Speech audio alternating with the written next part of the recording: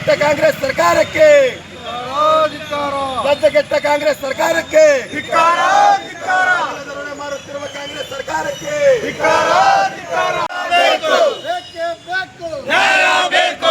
ಕಾಂಗ್ರೆಸ್ ಸರ್ಕಾರಕ್ಕೆ ಹಣ ಕೊಟ್ಟರೆ ಕೆಲಸ ಮಾಡುವ ಕಾಂಗ್ರೆಸ್ ಸರ್ಕಾರಕ್ಕೆ ಕಾಂಗ್ರೆಸ್ಸಿಗರಿಗೆ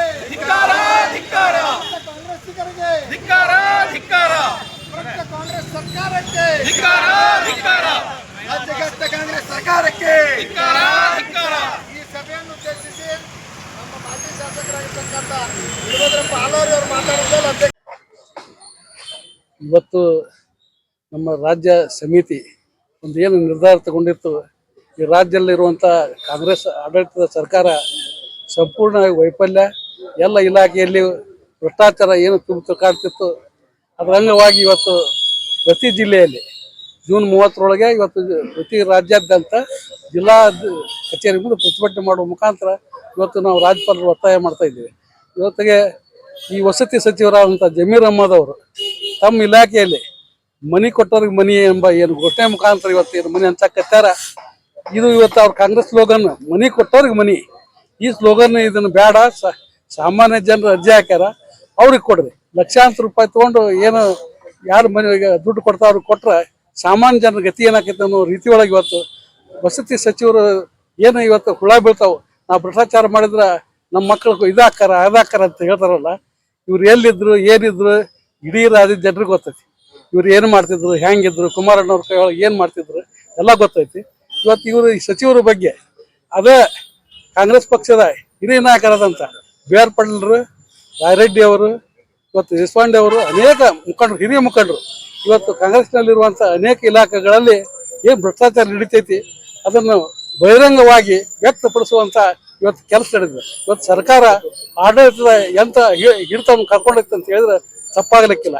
ಇವತ್ತು ಕಂದಾಯ ಸಚಿವರು ಕೃಷ್ಣ ಬೈರೇಗೌಡರವರು ಮೊನ್ನೆ ಒಂದು ತಹಸೀಲ್ದಾರ್ ಕಚೇರಿಗೆ ಹೋದಾಗ ಅಲ್ಲಿ ಜನರಿಗೆ ನೋಡಿ ಕೇಳಿದ್ರಂತ ಒಂದೊಂದು ಇದಕ್ಕೆ ಇವತ್ತು ಪಹಣಿ ಏನು ತಿದ್ದುಪಡಿ ಮಾಡೋಕೆ ಇಷ್ಟು ರೇಟು, ಇವತ್ತು ಖಾತಾ ಬದಲಾವಣೆ ಮಾಡೋಕೆ ಇಷ್ಟು ರೇಟು, ಇವತ್ತು ಕೊಡಿ ಇದನ್ನು ಮಾಡೋಕೆ ಇಷ್ಟು ರೇಟು. ಅದಕ್ಕೆ ಆ ತಹಸೀಲ್ದಾರ್ಗೆ AC ಏನಂದ್ರೆ ಕಂದಾಯ ಸಚಿವರು ನೀವು ಈ ಇಲಾಖೆ ಒಳಗೆ ಜನರ ಅಳದಾಡಿಸ್ಬೇಡ್ರಿ, ಸುಮ್ಮನೆ ಬಂದು ಹೋಗೋದು ಮಾಡ್ತಾರೆ, ಖರ್ಚು ಮಾಡ್ಕೊಂಡು ರೈತರು ಎಷ್ಟು ತೊಂದರೆ ಆಕೈತಿ. 4-5 ದಿವಸ ಗಟ್ಟಲೆ ನಿಂತು ಇವತ್ತು ಅವ್ರ ಕೆಲಸ ಆಗಲ್ಲ ಅಂದ್ರೆ ಒಂದು ರೇಟ್ ಹಾಕ್ಬಿಡ್ರಿ, ಯಾವ ದುಡ್ಡು ಕೊಡ್ತಾರೆ ಅವ್ನ ಕೆಲಸ ಅವತ್ತ ಕೆಲಸ ಮಾಡ್ತಾರೆ. ಅದಕ್ಕೆ ಒಂದು ರೇಟ್ ಬೋರ್ಡ್ ಹಾಕ್ಬಿಡ್ರಿ. ಚಾದ ಅಂಗಡಿಯಾಗ ಇಡ್ಲಿಗಿಟ್ಟು, ಇವತ್ತು ಚಾಕಿಟ್ಟು, ಇವತ್ತು ಬಜಿಗಿಟ್ಟು, ಪುರಕಿಟ್ಟು ಏನು ರೇಟ್ ಹಾಕ್ತೀರಿ ಹಂಗೆಲ್ಲ ಕಂದಾಯ ಒಳಗೆ ರೇಟ್ ಹಾಕ್ಬಿಡ್ರಿ. ಆ ರೇಟ್ ಕೊಟ್ಟು ಸುಮ್ಮನೆ ಮಾಡ್ಕೊಂಡು ಹೋಗ್ತಾರೆ. ಅವ್ರು ಅಲ್ಲಾಡೋ ತಪ್ಪೈತಿ ಅಂತ ಆ ಇಲಾಖೆ ಮಂತ್ರಿಗಳ ಚಿಮಾರಿ ಮಾಡುವಂಥ ಕೆಲಸ ಈ ರಾಜ್ಯದೊಳಗೆ ನಡೆಯಾಕೈತಿ. ಇಂಥ ಹಲವಾರು ವಿಷಯಗಳನ್ನು ನೋಡಿದಾಗ ಇವತ್ತು ರಾಜ್ಯ ಸಂಪೂರ್ಣ ಸರ್ಕಾರ ಹಿಡ್ದ ಕಳ್ಕೊಂಡೈತಿ. ಹಲವಾರು ಮಂತ್ರಿಗಳದಾರ, ಎಲ್ಲ ಮಂತ್ರಿಗಳು ನಾವು ಕೆಟ್ಟ ಅಂತ ಹೇಳೋದಿಲ್ಲ, ಹಲವಾರು ನಾಯಕರು ಚಲೋ ಮಂದಿ ಅದಾರ, ಒಳ್ಳೆ ಕೆಲಸಗಾರ ಅದಾರ. ಇವತ್ತು ಅವ್ರ ಇವತ್ತು ಅವ್ರ ಅಭಿಪ್ರಾಯ ವ್ಯಕ್ತಪಡಿಸಕತ್ತಾರ, ಸರ್ಕಾರದ ವಿರುದ್ಧ ತಮ್ಮ ಪಕ್ಷದ ವಿರುದ್ಧ ವ್ಯಕ್ತಪಡಿಸಕತ್ತಾರ. ಇವತ್ತು ಮುಖ್ಯಮಂತ್ರಿಗಳು ಸಿದ್ದರಾಮಯ್ಯ ಅವ್ರು ಏನು ಮೊದ್ಲಕ್ಕೆ ಮುಖ್ಯಮಂತ್ರಿಗಳಾಗಿದ್ರು, ನಮ್ಮ ಪಕ್ಷದೊಳಗಿದ್ದಾಗ ಯಾವ ರೀತಿ ಸಿದ್ದರಾಮಯ್ಯನವರಿದ್ರು, ಇವತ್ತು 2ನೇ ಅವಧಿಯೊಳಗೆ ಸಿದ್ದರಾಮಯ್ಯನವರು ತಮ್ಮ ವ್ಯಕ್ತಿತ್ವ ಪೂರ್ಣ ಕಳ್ಕೊಂಡ್ರು ಅಂತ ಹೇಳಿದ್ರೆ ತಪ್ಪಾಗಲಿಕ್ಕಿಲ್ಲ. ಇವತ್ತು ಸರ್ಕಾರದ ಹಿಡ್ತಾ ಪಕ್ಷದ ಹಿಡ್ತಾ ಎಲ್ಲ ಕಳ್ಕೊಂಡಾರ. ಇವತ್ತು ಮೂಢ ಹಗರಣದೊಳಗೆ ಇವತ್ತು ಕಳ್ತನ ಮಾಡಿ ಮತ್ತೆ ಹೊಳ್ಳಿ 14 ಸೈಟ್ ನಾ ಕೊಡ್ತೀನಿ ಅಂದ್ರೆ ಕೇಸ್ ಬಿಟ್ಬಿಡ್ರಿ ಅಂದ್ರೆ ಯಾರಕ್ಕ ಪೊಲೀಸರ ಕಚೇರಿಗೆ ಹೋದ್ರೆ ಕಳ್ತನ ಮಾಡ್ದ ಹಿಡ್ಕೊಂಡು ಬಂದಿರ್ತಾರೆ. ಆ ಕಳು ಮಾಡಿದ ನಾ ಕದ್ದಿನ ಕರೆಯವ್ರಿ ನಾನು ವಾಪಸ್ ಕೊಡ್ತೀನಿ, ನಾ ಕಳ್ತನ ಮಾಡಿದ ಸಾಮಾನು ಅಂದ್ರೆ ಅವ್ನು ಕೇಸ್ ಹಾಕಲ್ಲ ಬಿಟ್ರೆ ಇವತ್ತು ಕಾನೂನು ಈ ರಾಜ್ಯದೊಳಗೆ ಐತೆ ಅನ್ನೋದು ನಾವು ಗಮನಿಸ್ಬೇಕಾಗೈತಿ. ಈ ರೀತಿ ಒಳಗೆ ಮುಖ್ಯಮಂತ್ರಿಗಳ ಇವತ್ತು ನೇತೃತ್ವದೊಳಗೆ ಈ ರೀತಿ ನಡೆಯಾಕತ್ತಿದ್ರೆ ಸರ್ಕಾರ ಭಾಳ ಉಳಿದಿಲ್ಲ. ಇವತ್ತು ಅವ್ರ ಸರ್ಕಾರದ ಶಾಸಕರ ಅವ್ರ ಪಕ್ಷದ ಶಾಸಕರ ಇವತ್ತು ಬಂದಿರ್ತಾರೆ. ಶಾಸಕರಿಗೆ ಅನುದಾನ ಇಲ್ಲ. ಇವತ್ತು ಅನುದಾನದ ಎಲ್ಲರೂ ಒಂದು ಬುಟ್ಟಿ ತೆಗ್ಗು ಬಿದ್ದದಕ್ಕೆ ಮಣ್ಣು ಹಾಕಕ್ಕೆ ರೊಕ್ಕಿಲ್ಲ, ಒಂದು ಎಲ್ಲರೂ ಕಡಿ ಹಾಕಕ್ಕೆ ರೊಕ್ಕಿಲ್ಲ, ಒಂದು ಏನಾರು ಅಭಿವೃದ್ಧಿ ಮಾಡಕ್ಕೆ ರೊಕ್ಕಿಲ್ಲ. ಇವತ್ತು ಶಾಸಕರು ತಮ್ಮ ಕ್ಷೇತ್ರದೊಳಗೆ ಮೋತಿ ಇಟ್ಕೊಂಡು ಹೋಗಲಾರಂಥ ಪರಿಸ್ಥಿತಿ ನಡೆದೈತಿ. ರಾಜು ಕಾಗೇರ್ ಹೇಳಿದ್ರು, ಇವತ್ತು ನಾನು ಇನ್ನು ಮುಂದೆ ಬರ್ಬೇಕಾದ್ರೆ ಮಕ ಇಟ್ಕೊಂಡು ಯಾವ ಮಕ ಇಟ್ಕೊಂಡು ಬರಲಿಲ್ಲ ನಾನು, ಇವತ್ತು ಏನು ಅನುದಾನ ಇಲ್ಲ, ಕೆಲಸ ಮಾಡಿಲ್ಲ, ನಾ ಕೆಲಸ ಮಾಡ್ಬೇಕು ಅನ್ನೋದು ಐತೆ. ಆದರೆ ಸರ್ಕಾರದೊಳಗೆ ಅನುದಾನ ಇಲ್ಲ, ಕೊಡ್ತಾ ಇಲ್ಲ ಎಂಬ ಅವ್ರ ಪಕ್ಷದ ಶಾಸಕರೇ ಹೇಳಕತ್ತಾರ. ಇದನ್ನೆಲ್ಲ ಮನಗಂಡು ಈ ರಾಜ್ಯ ಸರ್ಕಾರವನ್ನು ಕೂಡಲೇ ಈ ರಾಜ್ಯಪಾಲರ ಮುಖಾಂತರ ಈ ರಾಜ್ಯ ಸರ್ಕಾರವನ್ನು ವಜಾ ಮಾಡಬೇಕಂತ ಇವತ್ತು ನಮ್ಮ ಪಕ್ಷದಿಂದ ನಾವು ಒತ್ತಾಯ ಮಾಡ್ತೇವೆ. BB ಗಂಗಾಧರ ಮಠ, ಅಧ್ಯಕ್ಷರು, ಧಾರವಾಡ ಜಿಲ್ಲಾ ಜನತಾದಳ ಗ್ರಾಮೀಣ.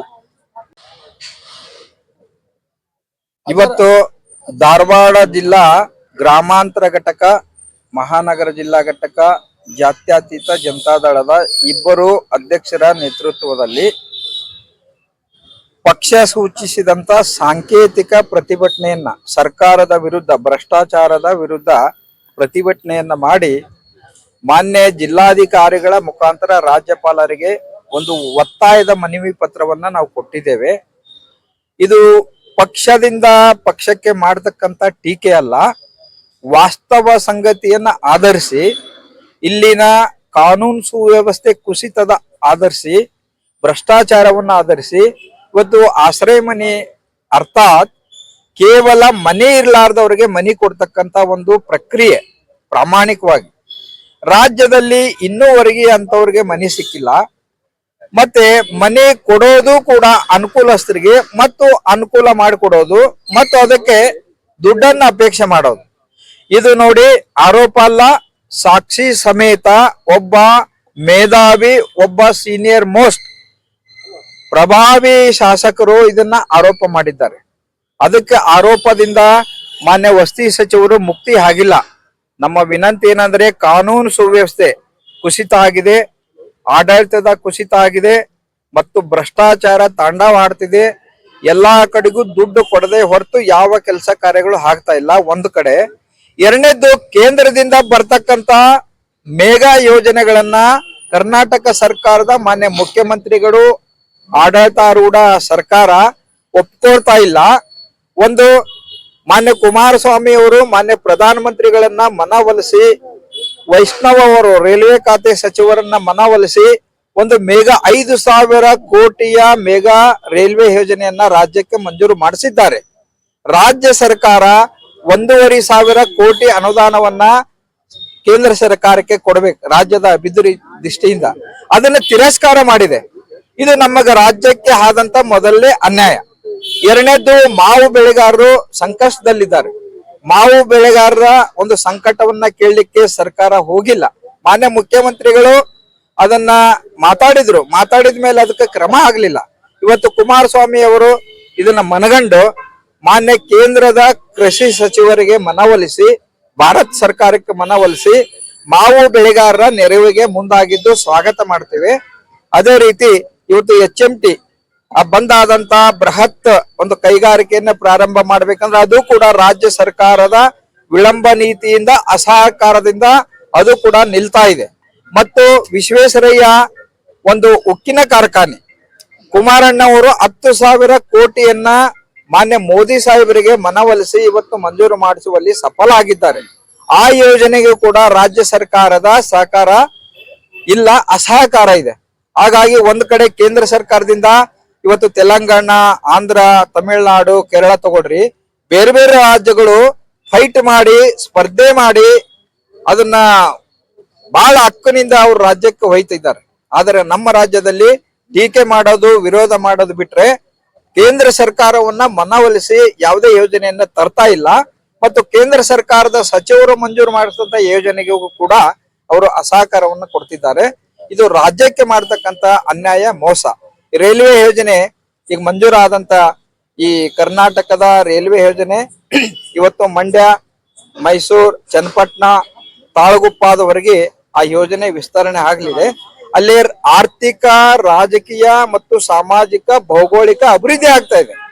ಆ ಅಭಿವೃದ್ಧಿಗೆ ಇವರು ಒತ್ತು ಕೊಡ್ಲಿಲ್ಲ ಅಂದ್ರೆ ಇನ್ನ ಸರ್ಕಾರ ಏನ್ ಮಾಡ್ತಾ ಇದೆ? ಗ್ಯಾರಂಟಿ ಯೋಜನೆಯಿಂದ ನಮ್ಮ ರಾಜ್ಯದ ಜನತೆ ಬಡವರು ಉದ್ಧಾರ ಆಗಲ್ಲ. ಇವತ್ತು ಗ್ಯಾರಂಟಿ ಯೋಜನೆ ಕೊಟ್ಟಿರಿ, ಹೆಂಡತಿ ಟೂರ್ಗೆ ಗಂಡ ಬಾರಿಗೆ ಅಂತ ಹೇಳಿ ಆಗಿದೆ. ಹೆಂಡತಿ ಟೂರ್ಗೆ ಗಂಡ ಬಾರಿಗೆ ಮತ್ತು ಕಳಿತಕ್ಕಂತ ಮಕ್ಕಳು ಮನೆಯಲ್ಲಿದ್ದಾರೆ. ಅವ್ರ ಭವಿಷ್ಯಕ್ಕೆ ದೊಡ್ಡ ಪೆಟ್ಟು ಬಿದ್ದಿದೆ. ಅದಕ್ಕೆ ಗ್ಯಾರಂಟಿ ಯೋಜನೆ ನಮ್ಗೆ ಬೇಡ. ಅದ್ರ ಬದಲು ಉಚಿತ ಆರೋಗ್ಯ ಕೊಡಿ ಸರ್ಕಾರ, ಉಚಿತ ಬಸ್ಗಳನ್ನ ಬಿಡಿ, ಉಚಿತ ಶಿಕ್ಷಣವನ್ನ ಕೊಡ್ರಿ. ಯಾವ ಶಾಲೆಗೆ ಹೋದ್ರು ಸರ್ಕಾರಿ ಶಾಲೆ ಎಷ್ಟು ಬಂದಾಗ್ತಿದೆ. ಮಾನ್ಯ ಇವ್ ಬಂಗಾರಪ್ಪ, ಮಧು ಬಂಗಾರಪ್ಪನವ್ರಿಗೆ ಪ್ರಥಮದಲ್ಲೇ ನಾನು ಒಂದು ಪತ್ರ ಕೊಟ್ಟು ಬಂದಿದ್ದೇನೆ. ಎಷ್ಟು ಶಾಲೆ ಮುಚ್ಚುತ್ತಾ ಇದೆ, ಎಷ್ಟು ನಮಗೆ ಅನ್ಯಾಯ ಆಗ್ತಿದೆ, ಇದೇ ಜಿಲ್ಲೆದ್ದು ಕೊಟ್ಟಿದ್ದೀನಿ. ಬೇಕಂದ್ರೆ ಆ ದಾಖಲೆ ಇನ್ನೊಂದ್ಸರಿ ತಮ್ಗೆ ಕೊಡ್ತೀನಿ. ಅದ್ರ ಬಗ್ಗೆ ಯಾವ ಕ್ರಮನೂ ಕೈಕೊಳ್ಳಿಲ್ಲ. ಅದಕ್ಕೆ ಬಡವರಿಗೆ ಸರ್ಕಾರಿ ಶಾಲೆನೇ ಆಶ್ರಯ, ಅವನ್ನ ಅಭಿವೃದ್ಧಿ ಪಡಿಸ್ರಿ. ಅಲ್ಲಿ ಶೌಚಾಲಯ ನಿರ್ಮಾಣ ಮಾಡ್ರಿ, ಗೋಡೆ ನಿರ್ಮಾಣ ಮಾಡ್ರಿ, ಉಚಿತವಾಗಿ ಮಕ್ಕಳಿಗೆ ಓದ್ಲಿಕ್ಕೆ ವ್ಯವಸ್ಥೆ ಕಲ್ಪಿಸ್ರಿ, ಶಿಕ್ಷಕರನ್ನ ನೇಮಿಸ್ರಿ, ಶಿಕ್ಷಕರಿಗೆ ಸಂಬಳವನ್ನ ಕೊಡ್ರಿ. ಇವೆಲ್ಲ ಯೋಜನೆಗಳಿಗೆ ತರಬೇಕು ಹೊರತು ಗ್ಯಾರಂಟಿ ಯೋಜನೆಯಿಂದ ನಮ್ಮ ರಾಜ್ಯ ದರಿದ್ರ ಆಗಿದೆ. ಕೆಲಸಗಾರರು ಕೆಲಸ ಮಾಡ್ತಾ ಇಲ್ಲ, ರೈತರು ಅಲ್ಲಿ ಹೊಲದಲ್ಲಿ ಕೆಲಸ ಮಾಡ್ಲಿಕ್ಕೆ ಯಾವ ಕೂಲಿ ಆಳು ಸಿಗ್ತಾ ಇಲ್ಲ. ನಮಗೆ ಗ್ಯಾರಂಟಿ ಯೋಜನೆ, ಉತ್ತೇಜ ಯೋಜನೆ ಯಾವುದೂ ಬೇಡ, ಕೈಗೆ ಕೆಲಸ ಕೊಡಿ, ಕೈಗೆ ಉದ್ಯೋಗ ಕೊಡಿ ಅಂತ ಸರ್ಕಾರವನ್ನ ನಾನು ಆಗ್ರಹ ಮಾಡ್ತೀನಿ. ವೀರಭದ್ರಪ್ಪ ಹಾಲರ್ವಿ, ಮಾಜಿ ಶಾಸಕರು, ಹುಬ್ಬಳ್ಳಿ ಧಾರವಾಡ ಪೂರ್ವ. ಇವತ್ತು ನಮ್ಮ ಕರ್ನಾಟಕ ಪ್ರದೇಶ ಜಾತ್ಯತೀತ ಜನತಾದಳದ ಪಕ್ಷದ ಅಧ್ಯಕ್ಷರಾಗಿರ್ತಕ್ಕಂಥ ಕುಮಾರಸ್ವಾಮಿ ಮತ್ತು ಮಹಾಪ್ರಧಾನ ಕಾರ್ಯದರ್ಶಿ ನಾಡಗೌಡರ ಆದೇಶದ ಮೇರೆಗೆ ಹಾಗೂ ಈ ರಾಜ್ಯದಲ್ಲಿ ಏನು ಭ್ರಷ್ಟಾಚಾರ ನಡೀತಾ ಇದೆ, ಈ ಭ್ರಷ್ಟಾಚಾರ ವಿರೋಧಿಸಿ ರಾಜ್ಯಪಾಲರಿಗೆ ಮನವಿಯನ್ನ ಮಹಾನಗರ ಜಿಲ್ಲೆ ಮತ್ತು ಗ್ರಾಮೀಣ ಜಿಲ್ಲಾ ವತಿಯಿಂದ ಮನವಿಯನ್ನ ಎಲ್ಲ ಪಕ್ಷದ ಮುಖಂಡರ ನೇತೃತ್ವದಲ್ಲಿ ಇವತ್ತು ಕೊಡಲಾಯಿತು. ಇದರ ಮುಖ್ಯ ಉದ್ದೇಶ ಇವತ್ತು ರಾಜ್ಯದಲ್ಲಿ ಭ್ರಷ್ಟಾಚಾರ ತಾಂಡವಾಡ್ತಾ ಇದೆ. ಪ್ರತಿಯೊಂದಕ್ಕೂ ಹಣ ಇಲ್ದೇ ಯಾವುದೇ ಕೆಲಸ ಇಲ್ಲ. ಇವತ್ತು ಸರ್ಕಾರಿ ಕಚೇರಿಗಳಲ್ಲಿ ಹೋಗ್ಲಿ ಹಣ, ನೀವು ದವಾಖಾನೆಗೆ ಹೋಗ್ರಿ, ಸರ್ಕಾರಿ ದವಾಖಾನೆಗೆ ಹೋಗ್ರಿ ಹಣ, ಹೆಣ ತರಕ್ಕೂ ಹಣ ಕೊಟ್ಟು ತರುವಂತ ಪರಿಸ್ಥಿತಿ ಈ ಸರ್ಕಾರದಲ್ಲಿ ಇದೆ. ಇವತ್ತು ಸತ್ತ ಹೆಣಗಳನ್ನು ಬಿಡುಗಡೆ ಮಾಡ್ಬೇಕಾದ್ರೆ ಹಣ ಕೇಳುವಂತ ಪರಿಸ್ಥಿತಿ ಸರ್ಕಾರಕ್ಕೆ ಇರೋದ್ರಿಂದ ಇದನ್ನು ವಿರೋಧಿಸಿ ಇವತ್ತು ರೈತರ ಸಮಸ್ಯೆಯನ್ನು ಬಗೆಹರಿಸಿಲ್ಲ, ವಿದ್ಯಾರ್ಥಿಗಳಿಗೆ ಬಸ್ ಇಲ್ಲ ಶಾಲೆಗೆ ಹೋಗಕ್ಕ, ಮಹಿಳೆಯರ ಸಮಸ್ಯೆಗಳಿಗೆ ಬಗೆಹರಿಸಿಲ್ಲ. ಇವತ್ತು ಅನೇಕ ಸಮಸ್ಯೆಗಳಿದಾವೆ. ಇವತ್ತು SC ST ವಿದ್ಯಾರ್ಥಿಗಳಿಗೆ ಯಾವುದೇ ಸೌಲಭ್ಯಗಳನ್ನು ನೀಡಿಲ್ಲ, ಹಾಸ್ಟೆಲ್ಗಳಿಲ್ಲ. ಇವತ್ತು ರಾಜ್ಯಾದ್ಯಂತ ಎಲ್ಲ ಕೆಲಸ ಕಾರ್ಯಗಳು ಸ್ಥಗಿತವಾಗಿದ್ದಾವೆ. ಕೇವಲ ಗ್ಯಾರಂಟಿ ಹೆಸರಿನಲ್ಲಿ ಈ ಸರ್ಕಾರ ನಡೆದಿದೆ. ಗ್ಯಾರಂಟಿ ಹೆಸರಿನಲ್ಲಿ ಏನು ನಾವು ಅಷ್ಟು ಖರ್ಚು ಮಾಡ್ತೇವೆ, ಇಷ್ಟು ಖರ್ಚು ಮಾಡ್ತೇವೆ ಅಂತೇಳಿ ಸುಳ್ಳು ಆಶ್ವಾಸನೆ ನೀಡಿ ಅಧಿಕಾರ ಬಂದಿರತಕ್ಕಂಥವ್ರಿಗೆ ಇವತ್ತು ಸರ್ಕಾರ ದಿವಾಳಿ ಎದ್ದಿದೆ. ಸರ್ಕಾರದಲ್ಲಿ ಹಣ ಇಲ್ಲ. ಇವತ್ತು ಈ ಒಂದು ಉದ್ದೇಶಕ್ಕಾಗಿ ರಾಜ್ಯಪಾಲರಿಗೆ ಈ ರಾಜ್ಯದ ಜನರನ್ನ ಮುಕ್ತಗೊಳಿಸಿ ಈ ಭ್ರಷ್ಟ ಆಡಳಿತವನ್ನು ಕೊನೆಗಾಣಿಸುವ ಸಲುವಾಗಿ ಎಚ್ಚರಿಕೆಯನ್ನ ಮಾನ್ಯ ರಾಜ್ಯಪಾಲರು ಸರ್ಕಾರಕ್ಕೆ ಕೊಡಬೇಕು. ಇವತ್ತು ನೀವೇ ನೋಡಿದಿರಿ, ಕಾಂಗ್ರೆಸ್ಸಿನ ಶಾಸಕರು ಮಾತಾಡ್ತಾರ, ನಾವು ಮಾತಾಡಕತ್ರ ಹೊಟ್ಟಿ ಕಿಚ್ಚಿಗೆ ಮಾತಾಡ್ತಾರ ಅಂತೀರಿ. ಕಾಂಗ್ರೆಸ್ಸಿನ ಶಾಸಕರು ಹೇಳಕತ್ತಾರ ನಮಗೆ ಯಾವ್ದೋ ಅನುದಾನ ಇಲ್ಲ, ಒಂದು ಮನಿ ಕೊಡ್ಬೇಕಾದ್ರೆ ನಾವು 1 ಲಕ್ಷ ರೂಪಾಯಿ ಕೊಡ್ಬೇಕು, ಇವತ್ತು ನಮ್ಮ ಫೈಲ್ ಮೂವ್ಮೆಂಟ್ ಆಗ್ಬೇಕಾದ್ರೆ ನಾವೇ ರೊಕ್ಕ ಕೊಡ್ಬೇಕು, ನಮ್ಮ ಊರಿಗೆ ನಾನು ಲೆಟರ್ ಕೊಟ್ರೆ ಮನಿ ಸ್ಯಾಂಕ್ಷನ್ ಆಗುದಿಲ್ಲ, ನಡು ಏಜೆಂಟ್ ಕೊಟ್ರೆ ಅದು ಮನಿ ಸ್ಯಾಂಕ್ಷನ್ ಆಕ್ಕವು. ಇದ್ರ ಅರ್ಥ ಏನು ಅಂತ ಅವರೇ ಕೇಳ್ತಾ ಇದ್ದಾರೆ. ಇವತ್ತು BR ಪಾಟೀಲ್ ಅಂತವ್ರಾಗಿರ್ಬೋದು, RV ದೇಶಪಾಂಡೆ ಅಂತವ್ರಾಗಿರ್ಬೋದು, ರಾಯ್ ರೆಡ್ಡಿಯರ್ ಅಂತವ್ರಾಗಿರ್ಬೋದು, ಇನ್ನೂ ಅನೇಕ ಕಾಗೇನ್ ಅಂತ MLA ಆಗಿರ್ಬೋದು, ಇನ್ನೂ ಅನೇಕ ಶಾಸಕರುಗಳು ತಮ್ಮ ಅತೃಪ್ತಿಯನ್ನ ಕಾಂಗ್ರೆಸ್ ಶಾಸಕರೇ ತೋಡ್ಕೊಂಡಿದ್ದಾರೆ. ಇವತ್ತು ಧಾರವಾಡ ಜಿಲ್ಲೆಯಲ್ಲೇ ತೆಗೆದುಕೊಳ್ಳಿ, ಯಾವ ಕೆಲಸನೂ ಇಲ್ಲ, ನಿಂತು ನೀರಾಗೈತಿ. ನಮ್ಮ ಪಾಪ ಯಾರು ಮಂತ್ರಿ ಲಾಡೋರು ಕಸ ಹೊಡೆದೆ, ಕಸಬರಗಿ ತೋರಿಸಿದೆ, ಪ್ರಚಾರದಾಗ ಅದಾರ. ಅದ್ರ ಬದ್ಲಿ ಜಿಲ್ಲೆಗೆ ಆಗ್ಬೇಕಾಗಿರ್ತಕ್ಕಂಥ ಏನ್ ಸಮಸ್ಯೆ ಅದಾವ ಆ ಸಮಸ್ಯೆಗಳ ಪರಿಹಾರಕ್ಕಾಗಿ ಇವತ್ತು ಅವ್ರ ಪ್ರಯತ್ನ ನಡೆದಿಲ್ಲ, ಪ್ರಚಾರಕ್ಕಾಗಿ ನಡೆದ ಅವ್ರ ಕೆಲಸ. ಅದಕ್ಕೆ ನಾವು ಏನು ಎಚ್ಚರಿಕೆಯನ್ನು ಮಾಡ್ತಾ ಇದೀವಿ ಅಂದ್ರೆ ಈ ಸರ್ಕಾರಕ್ಕೆ ಮಾನ್ಯ ರಾಜ್ಯಪಾಲರು ಇದಕ್ಕೆ ಚಾಟಿ ಬೀಸಬೇಕು, ಮಾನ್ಯ ರಾಜ್ಯಪಾಲರು ಕ್ರಮ ಕೈಗೊಳ್ಬೇಕು. ಯಾರು ಭ್ರಷ್ಟ ಮಂತ್ರಿಗಳದಾರ, ಶಾಸಕರದಾರ, ಅಧಿಕಾರಿಗಳದಾರ ತಕ್ಕ ಪಾಠವನ್ನು ಕಲಿಸ್ಬೇಕು. ಭ್ರಷ್ಟಾಚಾರ ಮಿತಿಮೀರೈತಿ, ಹಣ ಇಲ್ಲದೆ ಯಾವ ಕೆಲಸನೂ ಇಲ್ಲ ಅನ್ನುವಂಥ ಪರಿಸ್ಥಿತಿ ಆಗೈತಿ. ಅದಕ್ಕೆ ಜನ ಉತ್ತರ ಕರ್ನಾಟಕ ಜನ ಎಚ್ಚೆತ್ತುಕೊಳ್ಳಿ, ಜನತಾದಳ ಬೆಂಬಲಿಸಿ. ಈ ಜನತಾದಳ ಅನೇಕ ಕೊಡುಗೆಗಳನ್ನು ಕೊಟ್ಟಿದೆ, ರೈತರಿಗೆ ಕೊಡುಗೆ ಕೊಟ್ಟಿದೆ, ವಿದ್ಯಾರ್ಥಿಗಳಿಗೆ ಕೊಡುಗೆ ಕೊಟ್ಟಿದೆ, ಮಹಿಳೆಯರಿಗೆ ಕೊಡುಗೆ ಕೊಟ್ಟಿದೆ, ನಿರುದ್ಯೋಗಿಗಳಿಗೆ ಕೊಡುಗೆ ಕೊಟ್ಟಿದೆ. ಆದ್ರೆ ಜನ ನೀವು ಭ್ರಷ್ಟ ಸರ್ಕಾರಕ್ಕೆ ಬೆಂಬಲ ಮಾಡಿದಿರಿ, ಭ್ರಷ್ಟಾಚಾರ ಸರ್ಕಾರ ಆಯ್ಕೆ ಮಾಡಿದಿರಿ. ಬರುವಂತ ದಿನಮಾನದಲ್ಲಿ ಮತ್ತೆ ಕುಮಾರಸ್ವಾಮಿ ಅವರ ಕೈ ಬಲಪಡಿಸಿ ಜನತಾದಳವನ್ನ ಗೆಲ್ಲಿಸಿ ಅಂತ ನಾವು ಮನವಿಯನ್ನು ಮಾಡ್ತೀವಿ.